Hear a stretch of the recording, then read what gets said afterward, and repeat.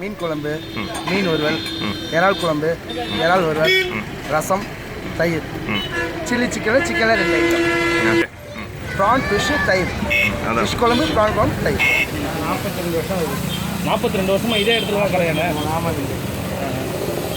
நம்மளுக்கு இறாலாம் இப்போ இறா மீன்லாம் நம்மளுக்கு சப்ளைலாம் அப்படின்னு கான்டாக்டில் டேரெக்டாக வந்துடும். காசு எல்லாம் கூட கொடுப்போம். கரெக்டாக கடன் கிடையாது. வெரி குட்ண்ணே. சரி, உடனே கையில் காசு. அதனால் நமக்கு ஃப்ரெஷ்ஷாக ஒரு ஐஸ்லாம் கிடையாதுங்க. சூப்பர்ண்ணே. இப்போ ஃப்ரெஷ்ஷாக மீனாக புதுசாக உடனே டேஸ்ட்லேயே தெரியுது.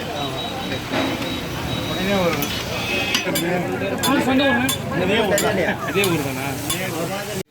தோராயமாக வர்றது தோராயமாக ஒரு 500 பேர் வருவாங்க. தோராயமாக ஒரு 100-150 பேர் திரும்பி போயிடுவாங்க. விஐபிங்கெல்லாம் வருவாங்க. என்றைக்குண்ணே லீவு இது? ஞாயிறு, அமாவாசை. ஞாயிறு கிழமையும் அமாவாசையும் லீவு. ஆமாம். இந்த இறா மீனுங்கிறது வீட்டில் செய்கிற மாதிரி. வீட்டில் இந்த மாதிரி செய்ய முடியாது. இறாலாம் கரெக்டு. நிறைய செய்யும் போது இது மாதிரிலாம் தண்ணிலாம் ஊனுக்கெல்லாம் இருக்க முடியாது வீட்டிலலாம். அப்படி எண்ணெய் சேர்க்கப்பட்டு தண்ணி வேணும். சரி சரி சரி. இறா போட்டு செய்யலாம். என்ன கரெக்டு. நாங்கள் 70-90 இதே ஒன்று குறைஞ்சது 42 வருஷம் கூட தான் இருக்கும். அதாவது ஆரம்பிக்கும் போது வெறும் டீ காஃபி. எப்படியே டீ காஃபியில் ஒரு டீ உரணா, எப்படியே உரணா காலெலாம் கைப்பற்றீங்களா? காலனா அரைனா டீ இப்படி அது மாதிரி.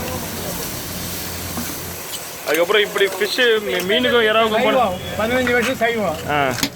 டிஃபன் கடை 15 வருஷம் செய்வோம். டிஃபன் கடை அப்படியே கொஞ்சம் கொஞ்சம் மாற்றி அப்படியே அசைவம் மாற்றி ரொம்ப பிடிக்கும். அதெல்லாம் ரொம்ப பிடிக்கும். நம்ம கடை தான் ரொம்ப பிடிக்கும். நிறைய பேர் வராங்க. நடிகர்லாம் நிறைய பேர் வந்திருக்காங்க. இசை வந்து இளையராஜா பையன் வந்திருக்காரு. இமான் வந்திருக்காரு. ஃபேமிலி எல்லா ஃபேமிலியோட இளையராஜா வந்திருக்கிறாரு. நடிகர்லாம் நிறையா வராங்க. என்ன எங்களால் இந்த கவனிக்கும் போது அதை போய் பார்த்து கவனிக்க முடியல. ஆனால் சொல்லிடுறது சொல்கிறதுக்கு எதுக்குன்னு யோசிங்க. ஆயிடுச்சு.